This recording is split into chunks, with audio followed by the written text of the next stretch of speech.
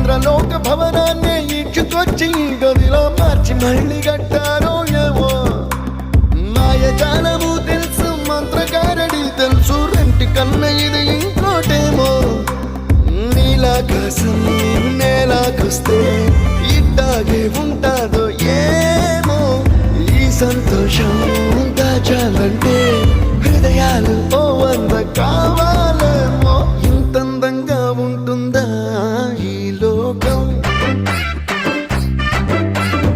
ఇన్నాళ్ళు ఈ మనసుకి తెలియాలేదే పాపం